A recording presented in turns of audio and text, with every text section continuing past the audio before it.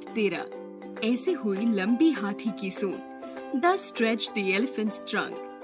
पाठ परिचय chapter introduction. परिवर्तन प्रकृति का नियम है। परिवर्तन के कारण ही बंदरों ने मनुष्य का रूप पाया।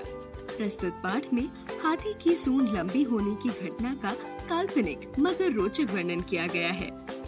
पाठ का उद्देश्य कौशल, वाचन, श्रवण, पठन, पाठन, मौखिक व लिखित प्रश्नोत्तर। पाठ से आगे चिंतन और मनन, व्याकरणिक, सही शब्द चुनकर रिक्त स्थान भरना, आ या ई की मात्रा लगाकर नए शब्द बनाना।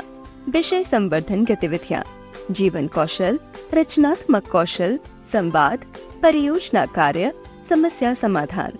शिक्षा, हमें घमंड नहीं करना चाहिए तथा सबके साथ मिलजुल कर रहना चाहिए।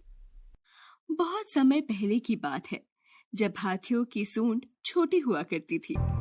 एक दिन एक हाथी और एक मगरमच्छ में किसी बात पर झगड़ा हो गया। गुस्से में मगरमच्छ ने हाथी की सूंड पकड़ ली। हाथी दर्द से तड़प उठा, लेकिन मगरमच्छ उसे छोड़ ही नहीं रहा था। दर्द से तड़पता हुआ हाथी अपनी मदद के लिए चिल्लाने लगा। जंगल के सभी जानवर हाथी की मदद के लिए पहुँचे।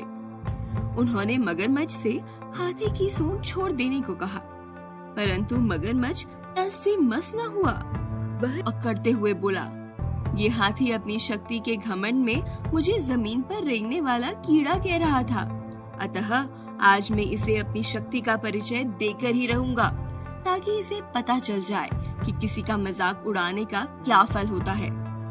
जंगल के जानवरों ने मगरमच्छ को बहुत समझाया, परंतु मगरमच्छ के ऊपर कोई असर नहीं पड़ा।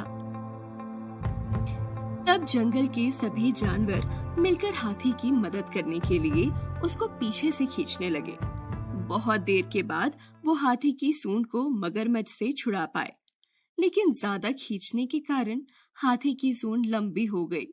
अपनी लंबी सूंड देखकर हाथी बहुत दुखी हुआ, परंतु जब अन्य जानवरों ने उसे लंबी सूंड का उपयोग बताया तो वो खुशी से झूमने लगा। तब से हाथियों की सूंड लंबी होने लगी। अपनी लंबी सूंड के कारण ही हाथी सबसे अलग जानवर है।